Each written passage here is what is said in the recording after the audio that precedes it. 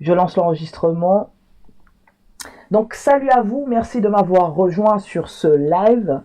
Vous le savez, il y a quelque chose que personne ne dit vraiment quand on grandit. C'est que notre cerveau, cette machine incroyable, celle qui fait de nous une personne unique et brillante, peut aussi nous en vouloir. Notre cerveau peut nous en vouloir sans que nous le sachions nous-mêmes. Aujourd'hui, je vais vous parler d'une réalité qu'on n'aborde pas assez, surtout quand on est une personne noire, métisse, de couleur, on va dire. Celle-ci, est-ce que ton cerveau a appris à te saboter? Avant de commencer, je veux placer le contexte. On va parler de biais cognitifs. Oui, mais pas juste théoriquement. On va parler de discrimination implicite, d'internalisation, de ce qui se passe vraiment dans la tête quand on doute. Et on va voir comment on peut déprogrammer ce biais cognitif qui peut nous empêcher d'aller de l'avant. Pourquoi c'est important de parler de ça maintenant? Parce qu'on vit dans une société qui nous donne une image de nous-mêmes depuis notre plus jeune âge. Une image qui n'a pas toujours été celle de notre force, de notre intelligence, de notre beauté. Et ça rentre, ça s'installe, ça devient normal de se dévaloriser. Mais regardez, ce qu'on a appris, on peut le désapprendre, d'accord? Et c'est de ça que je veux parler aujourd'hui.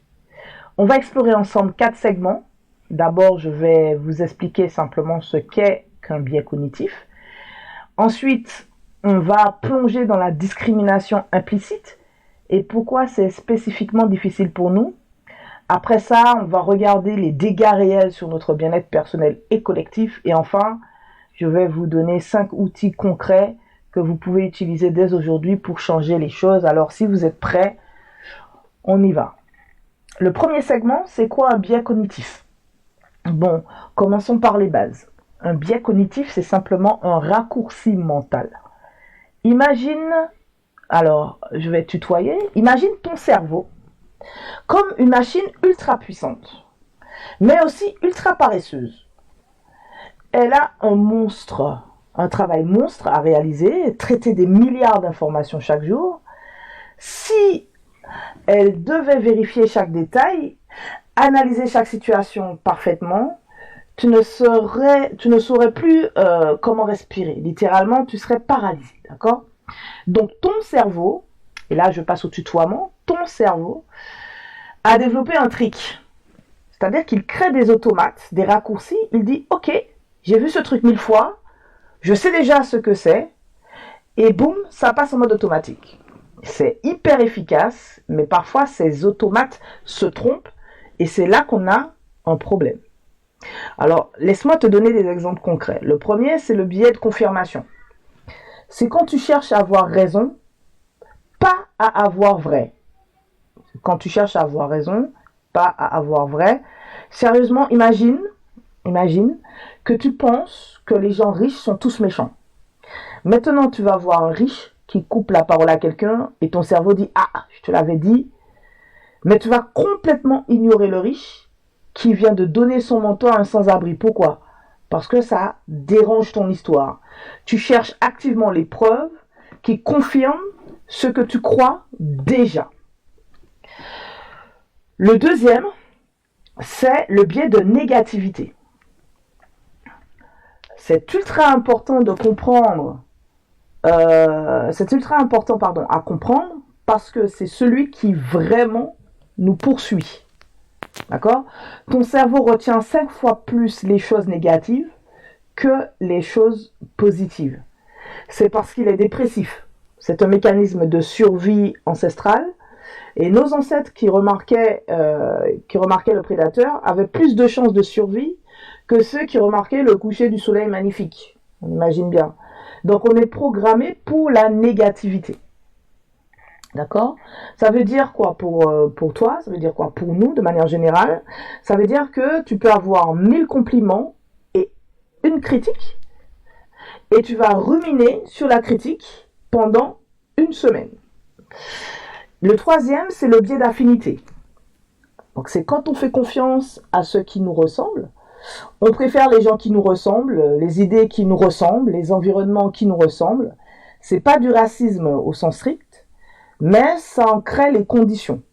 Parce que si tu ne t'es jamais vu représenté positivement dans les médias, tu vas avoir une préférence implicite pour ce qui est blanc, et ça change tout. Donc je répète, les 3 biais. Le biais de confirmation, c'est quand tu cherches à avoir raison, mais que tu ne cherches pas forcément la vérité. Le deuxième, c'est le biais de négativité. Celui-là, il est ultra important à comprendre parce que c'est celui qui vraiment nous poursuit. C'est-à-dire que ton cerveau va retenir que les choses négatives et pas les choses positives. Et le troisième, c'est le biais d'affinité. C'est quand on fait confiance à ce qui nous ressemble. Maintenant, voici le truc super important. Ces biais sont universels. Tout le monde les a. Mais ici, on ne parle pas juste de biais génériques. Quand on est une personne de couleur, il y a une spécificité. D'accord ? Tu vois, quand tu grandis dans une société racialisée, ces biais ne fonctionnent pas en vase clos. Ils sont alimentés, nourris, renforcés par des récits dévalorisants sur les personnes de couleur. Des récits qui commencent très tôt. À l'école, quand on te dit que la préhistoire, c'est le moment où il n'y a pas encore d'histoire écrite, comme si l'Afrique n'avait pas d'histoire, par exemple. À la télé, où les policiers sont blancs et les criminels sont noirs, quand on te dit que les cheveux crépus, c'est compliqué, comme si c'était un problème à résoudre. Et le plus fou, parfois, tu intériorises ces récits, tu les crois tellement qu'ils deviennent ta voix intérieure. Ce n'est plus la société qui te dit ce que tu n'es pas assez, c'est toi-même, c'est ton propre cerveau qui s'est programmé pour te saboter, et c'est de ça qu'on va parler maintenant. Le deuxième segment, c'est le biais de discrimination implicite. Ok, on monte en puissance. On va parler du biais qui vraiment change les règles du jeu, la discrimination implicite. Alors, c'est quoi exactement ? C'est un biais inconscient qui associe des identités raciales à des capacités ou des statuts. Et le mot-clé ici, c'est inconscient. Ça ne veut pas dire que la personne est raciste. Ça veut dire que même les gens les plus woke, les plus antiracistes, les plus conscients, peuvent avoir des biais implicites parce que tu baignes dans une culture qui, ça laisse des traces. D'accord ? Alors, laisse-moi te peindre une scène que tu as peut-être déjà vécue ou que quelqu'un de ta communauté a vécue. Un homme de couleur entre dans une banque, il est tiré à 4 épingles, costard impeccable, sourire confiant. Qu'est-ce qui se passe ? Au lieu de penser client potentiellement riche, le premier instinct du personnel, c'est souvent de penser agent de sécurité ou même potentiel voleur. Ils vont lui demander « Je peux t'aider ? Tu cherches quoi ? Pas qu'est-ce que je peux faire pour toi aujourd'hui ?» Vous voyez la subtilité. Et voici le plus twisté. Cet homme de couleur lui-même a intériorisé ce biais.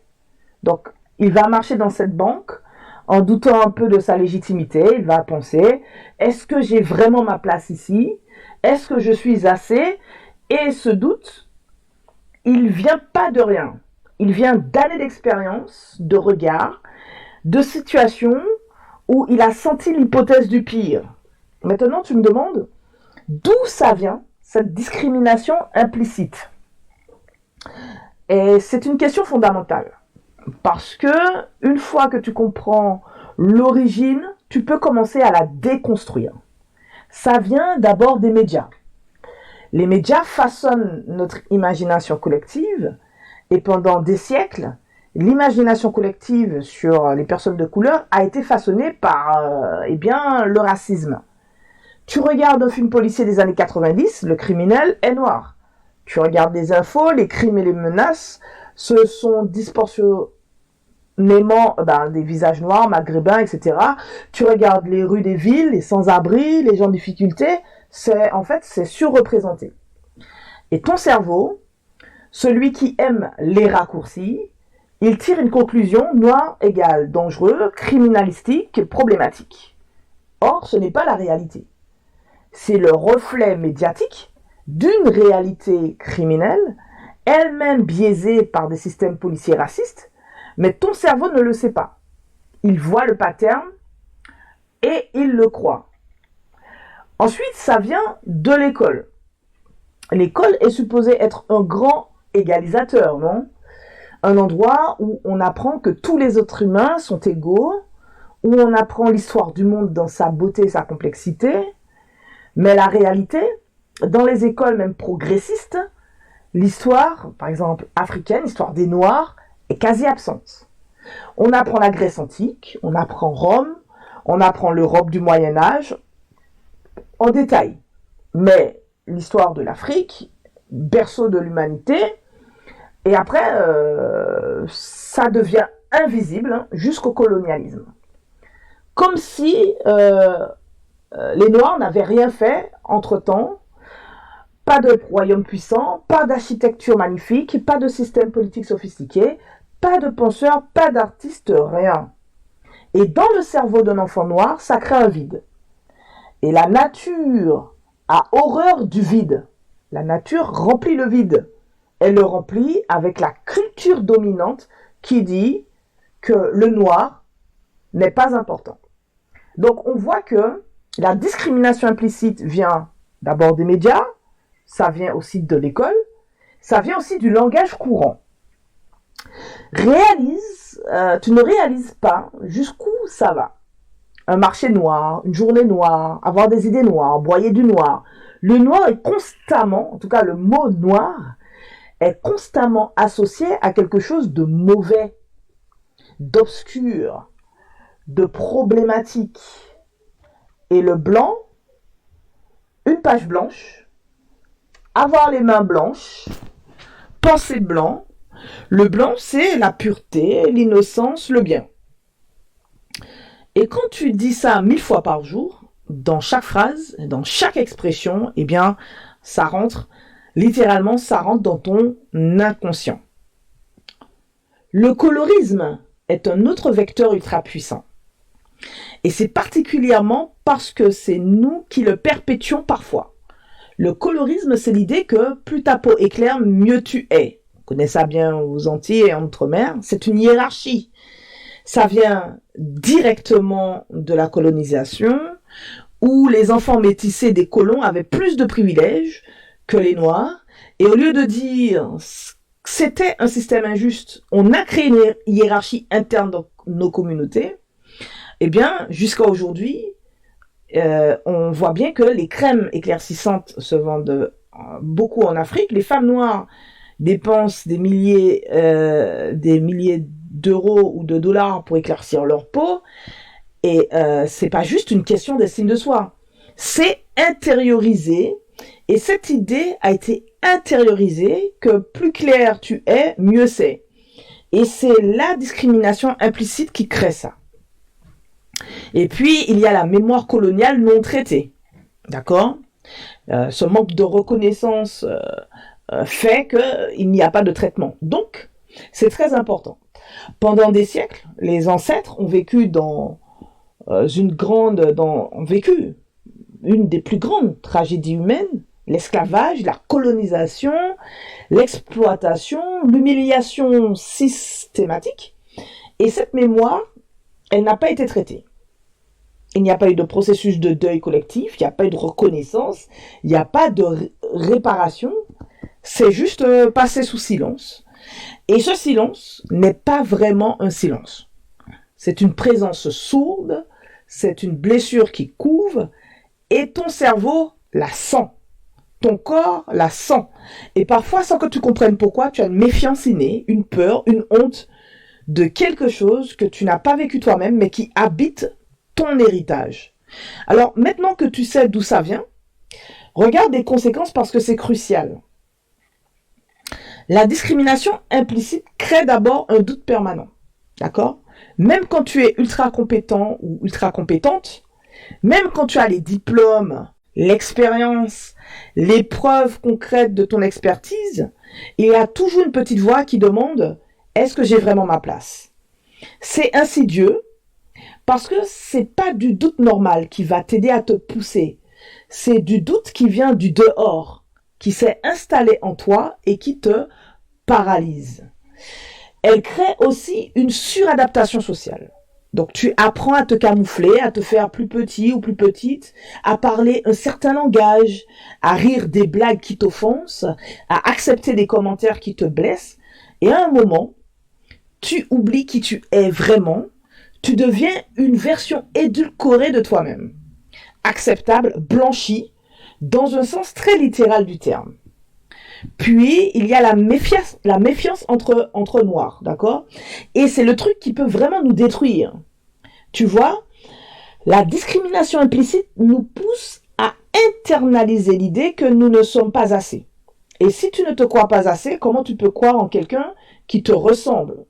Si tu doutes de ta propre légitimité, tu vas douter de celle d'un autre noir qui se lève pour faire quelque chose. Tu vas le voir comme une menace. Tu vas penser, lui, il pense qu'il peut réussir pour l'interrogation, on va lui rire au nez. Et au lieu de te lever et de nous lever ensemble, vous tirez les tapis mutuellement. Ou on se tire mutuellement vers le bas. Et ça, c'est un poison. C'est délibéré en un sens. D'accord? Pas conscient, mais très efficace pour nous garder faibles. D'accord? La méfiance entre noirs est très efficace pour nous garder faibles. Et finalement, il y a la double peine. C'est quand tu dois combattre le racisme externe et l'auto-dévalorisation. Puisque ton cerveau joue contre toi, en plus de subir l'écosystème raciste ou racisme qu'il y a autour. Donc c'est comme se battre contre un ennemi dehors et un ennemi dedans simultanément. Et c'est épuisant, vraiment épuisant. Dans le troisième segment, je vais vous parler de l'impact sur le bien-être personnel et collectif. Ok, maintenant on parle de ce qui compte vraiment, les impacts, pas juste théoriques, mais dans la vie réelle. D'abord sur le plan individuel. Le doute constant, l'anxiété, la discrimination implicite interne, ça crée ce qu'on appelle un burn-out racial. C'est une fatigue spécifiquement liée au fait d'être noir dans une société racialisée. Tu sors le matin, tu navigues un monde qui te dit constamment que tu dois être meilleur pour être juste égal, que tes cheveux sont pas assez bons, que ton accent pourrait être neutralisé, que tu dois être 2 fois plus compétent ou compétente pour avoir la même reconnaissance. Et ça paraît peut-être banal dit comme ça, mais imagine ça tous les jours pendant des années, c'est débilitant. Il y a aussi l'anxiété sociale. Et c'est une forme très particulière d'anxiété.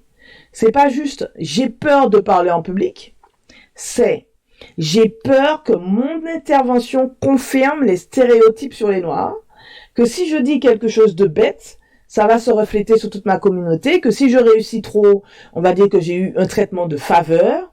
En fait, tu portes le poids indirectement de ta race sur tes épaules toutes les secondes. Et oui, j'ai bien dit race.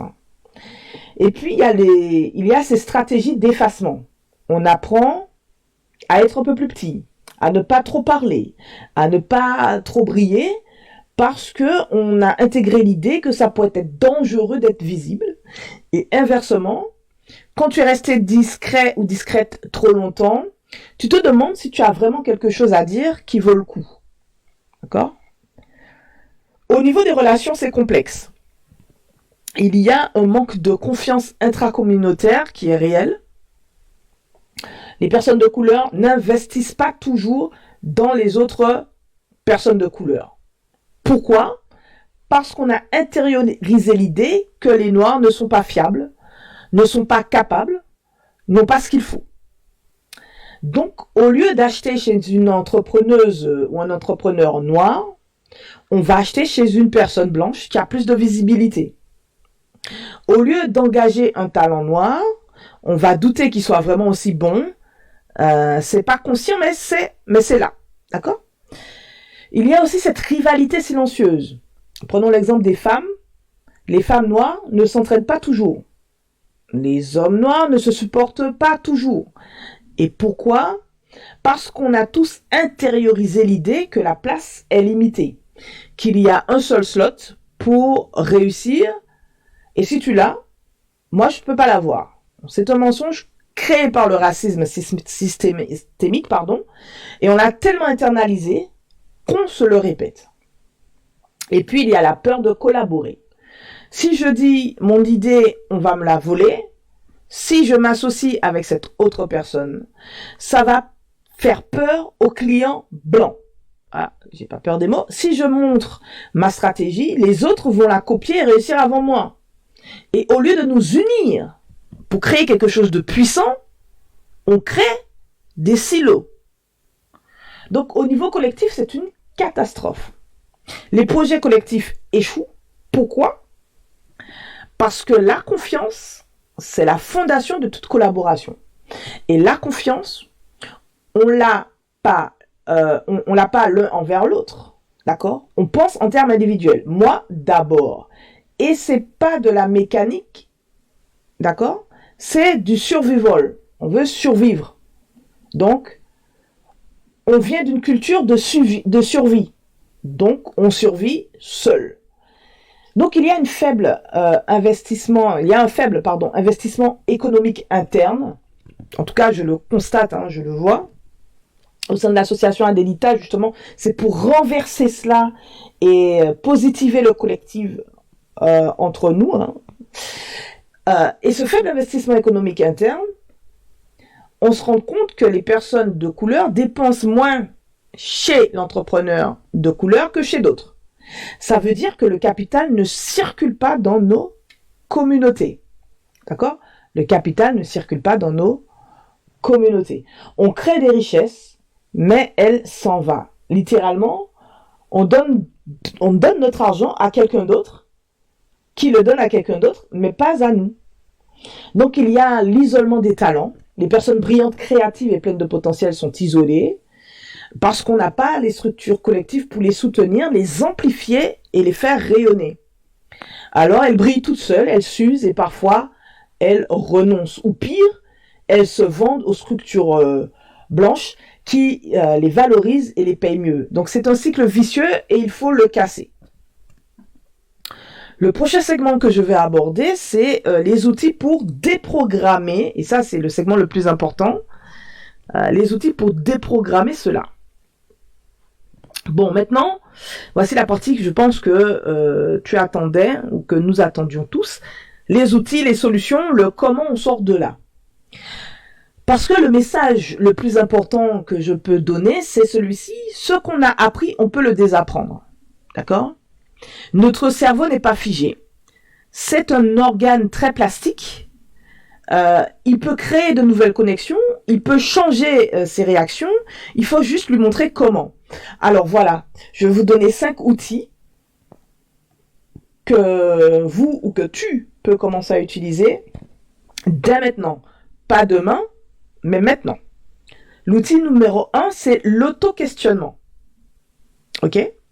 Donc, c'est un exercice mental très simple, mais très puissant. Donc, la prochaine fois que tu doutes de toi, que tu penses que je ne peux pas faire ça, tu vas te poser 3 questions. Ok ? La première question, pourquoi est-ce que je doute ici ? Donc, je vais maintenant vous donner les outils pour déprogrammer, c'est-à-dire ce qu'on a appris, on peut le désapprendre. Donc les mauvaises choses qui nous ont implicitement, qui nous empêchent d'avancer, qui nous sabotent, je vais donner 5 outils pour vous déprogrammer, d'accord ? Donc l'outil 1, l'auto-questionnement. Lorsque on doute de soi, la prochaine fois que tu doutes de toi, que tu te dis je ne peux pas réaliser ou faire ça, tu vas te poser 3 questions. Première question, pourquoi est-ce que je doute ici ? Donc sois très précis ou précise. C'est parce que la personne en face me fait me sentir petite ou petit. C'est parce que je me compare à quelqu'un d'autre. C'est parce que j'ai une croyance limitante sur ce que les gens comme moi peuvent faire. Donc il faut se poser la question. Deuxième question, à quoi profite cette peur ? En gros, pourquoi est-ce que j'ai peur et qui va en profiter? Ça, c'est une question clé. L'écosystème, hein, qui a intériorisé en toi l'idée que tu n'es pas assez, il profite de ton doute. Il profite de ta paralysie. Alors, si tu reconnais ça, tu reconnais l'intrus. OK? Donc, et la troisième et dernière question, dans l'auto-questionnement, qui est l'outil 1, c'est qu'est-ce que l'évidence contraire me dit? Trouve une preuve, un moment dans ta vie où tu as surmonté quelque chose de similaire et constate que si tu l'as fait avant, tu peux le refaire à nouveau. D'accord? Donc, l'outil de l'auto-questionnement, c'est 3 questions. C'est un exercice mental très simple, mais très puissant. À chaque fois que tu as un doute, pose-toi ces 3 questions. Pourquoi je doute? Et pourquoi maintenant? À qui profite ce doute ou cette peur?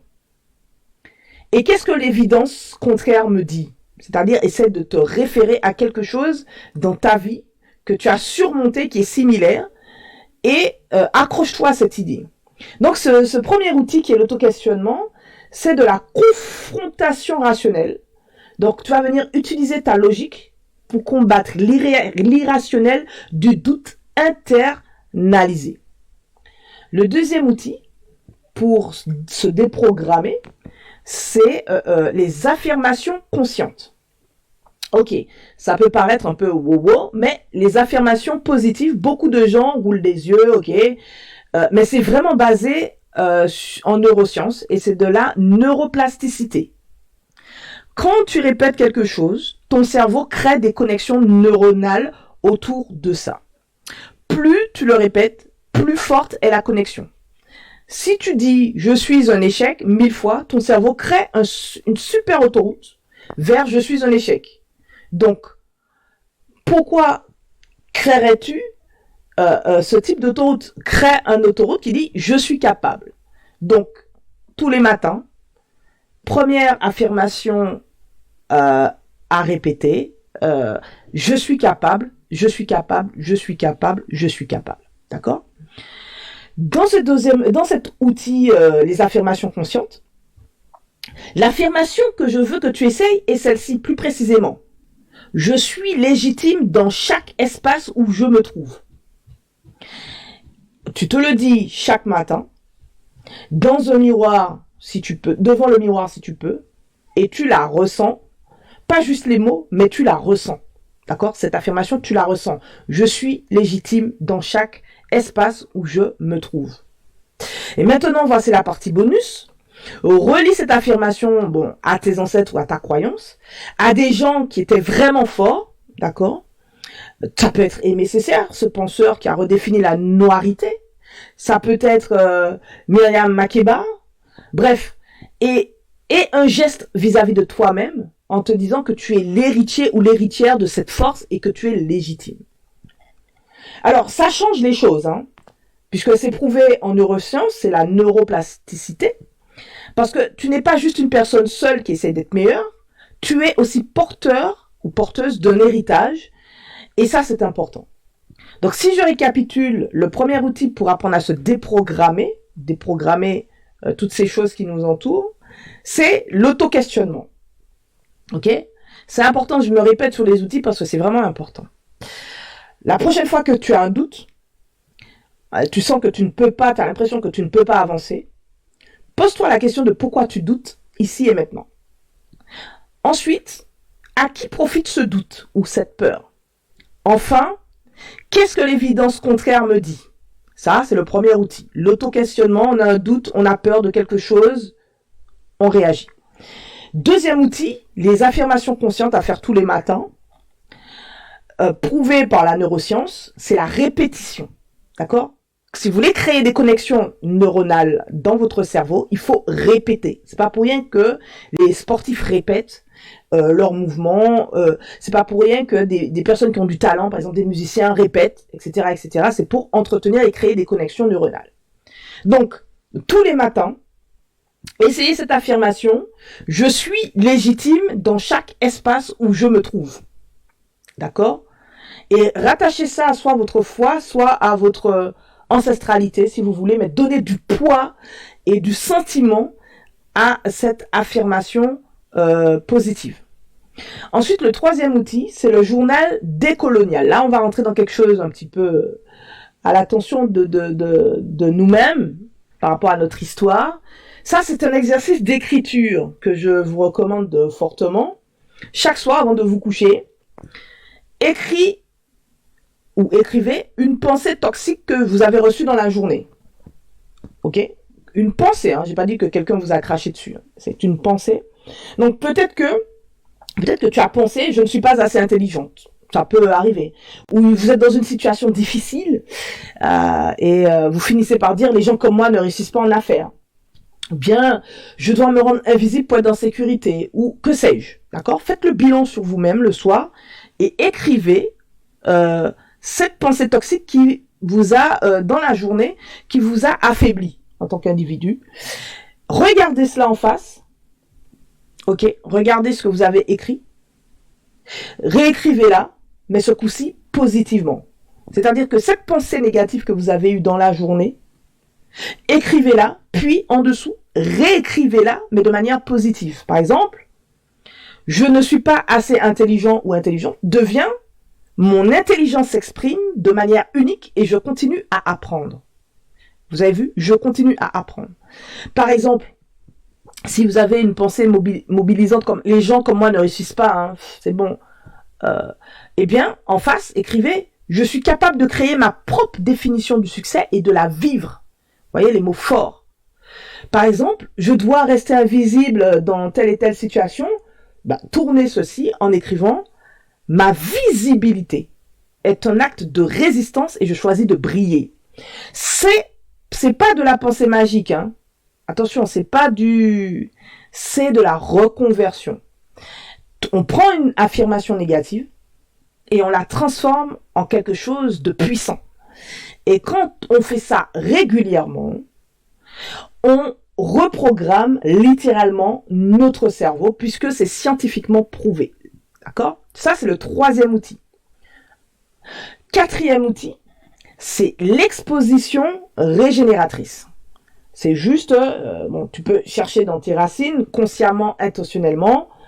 Tu peux écouter des podcasts, tu peux avoir une littérature orientée vers ta culture ou vers les grands penseurs caribéens ou afro. Tu peux regarder des films réalisés par des producteurs de couleurs. En fait, c'est un conditionnement, un écosystème positif qui maintient une image, une certaine image, une image de qualité des personnes noires, de mise en valeur. Parce que, comme je vous l'ai dit précédemment, au tout début de l'intervention, il y a des choses qui nous impactent. Hein. Donc, il y a des biais qui sont implicites, d'accord, et qui viennent nous saboter, comme le biais de la négativité ou le biais de la confirmation, voire le biais d'affinité. D'accord, et les biais de discrimination implicite sont portés par les médias, sont portés aussi par l'école, sont portés dans le langage courant, et ça peut être très paralysant. D'accord, d'où ce travail de reprogrammer votre cerveau en vous exposant, en exposant votre cerveau à des pensées positives, à des images de qualité de personnes qui nous ressemblent. Donc, c'est l'exposition régénératrice. Donc, alors, pourquoi ? Parce que ton cerveau fonctionne en images.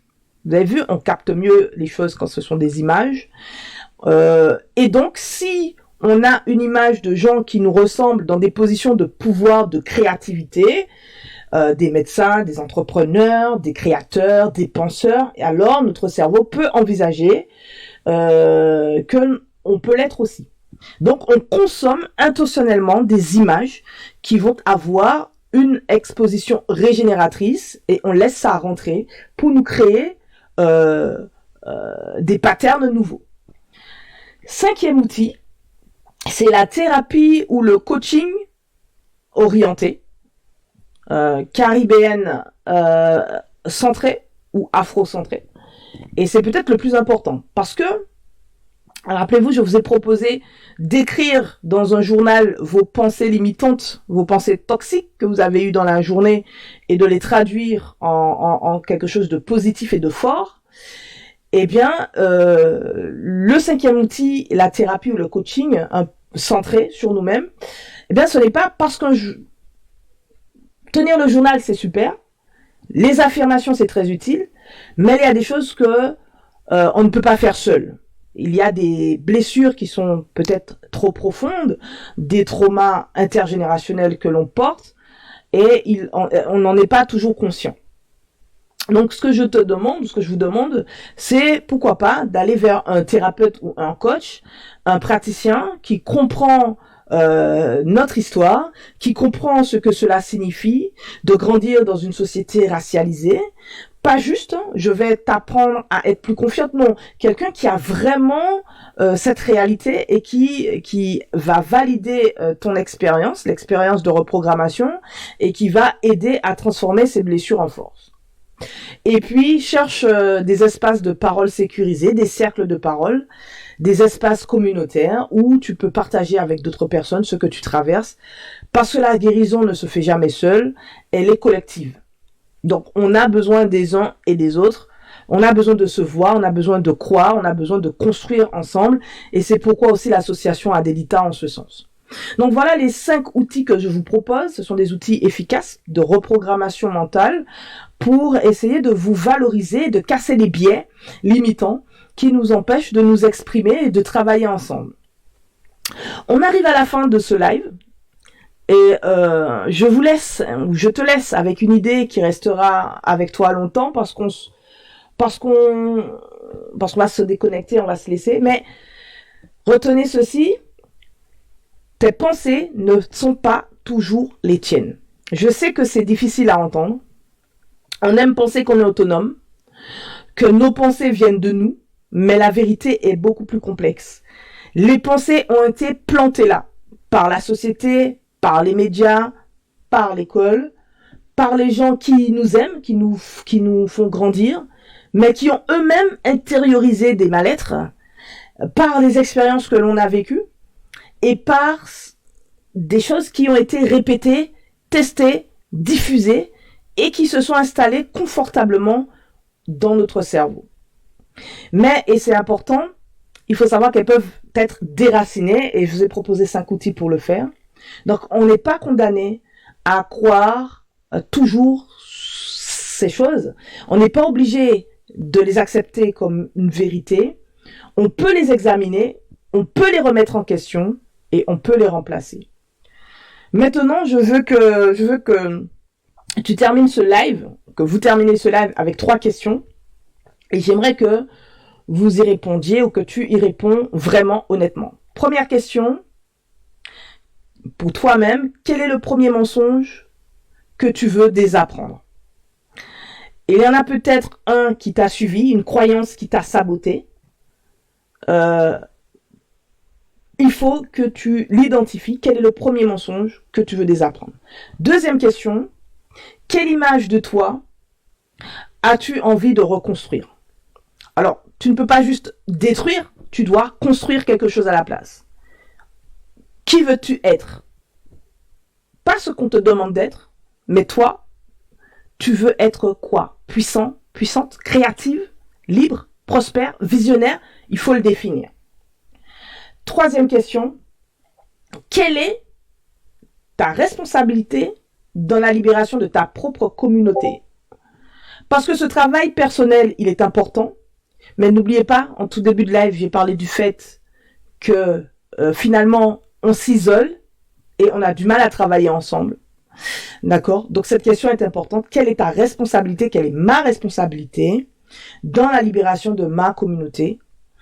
Donc, parce que ce travail personnel est important, on ne peut pas juste le faire pour nous-mêmes.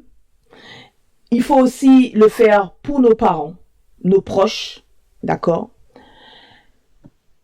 Et parce que la vie pourrait être transformée parce qu'on a décidé de se transformer soi-même. Donc, quand on guérit, on devient un modèle. On montre que c'est possible, on casse un cycle et on donne la permission aux autres de le faire aussi. Donc, peut-être que ta responsabilité, c'est de partager ce que tu apprends aujourd'hui, de parler de ces biais, de créer des espaces sûrs, de soutenir d'autres personnes de couleur dans leur parcours, d'investir dans des entreprises portées par nos compatriotes, d'amplifier nos voix, de dire non aux choses qui ne te servent pas. C'est pas gros, c'est peut-être petit, mais tout compte. Et je fais un parallèle avec notre association, Adelita, qui est là aussi pour valoriser nos compatriotes, valoriser ce que nous sommes et reconstruire, nous déprogrammer pour nous reconstruire. Voilà, j'espère que ce live vous a plu. Je vais faire monter les personnes. S'il y a des questions, on va accorder une vingtaine de questions. Je sais que certaines personnes ont pris le live en cours. Et s'il n'y a pas de questions, ben ma foi, je terminerai avec des remerciements. Alors, est-ce que je peux faire monter à inviter?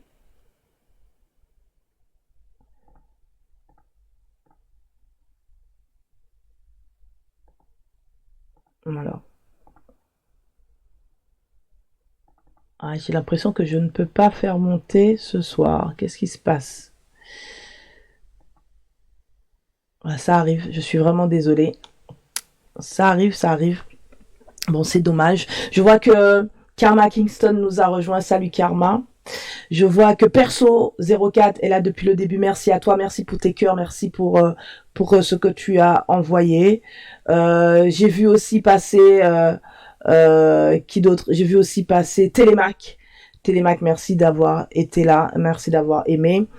J'ai un petit problème, je ne peux pas faire monter du monde sur le panel. Merci beaucoup Perso. Alors tous les mercredis soirs, nous allons produire des petites, des mini-conférences, moins d'une heure, qui vont être republiées sur le TikTok, mais aussi sur la chaîne YouTube de l'association Adelita. Et vous pourrez revoir et réécouter cette mini-conférence. Alors, je veux remercier chaque personne qui est restée jusqu'à la fin de ce live, vraiment, parce que parler de ces choses, ce n'est pas forcément facile. Ça demande de la vulnérabilité, beaucoup de recherche. Ça demande de regarder en face des choses qu'on préférerait peut-être ignorer, mais on l'a fait ensemble et ça veut dire que on est peut-être prêt à se transformer. En tout cas, ceux qui sont restés jusqu'au bout sont peut-être prêts à se transformer et transformer aussi la communauté. Donc voilà ce que je veux, j'aimerais que tu fasses ou que vous fassiez dès maintenant. Choisissez un des outils qu'on a vu ensemble, juste un, et commencez par celui-là. D'accord? Faites-le pendant 7 jours, pas juste une journée. Faites-le pendant 7 jours et observez le changement. Vos pensées, vos choix, vos interactions. Observez-vous et revenez me dire comment ça s'est passé d'ici 7 jours. Et si vous voulez continuer cette conversation, n'hésitez pas dans les commentaires ou rejoignez aussi l'association Adelita, c'est possible.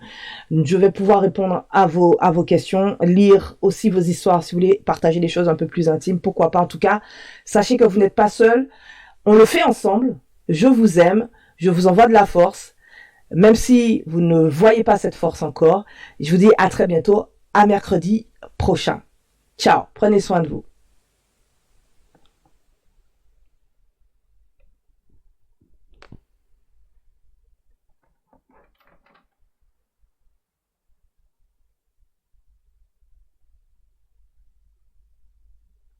Ciao, ciao. Merci à tous.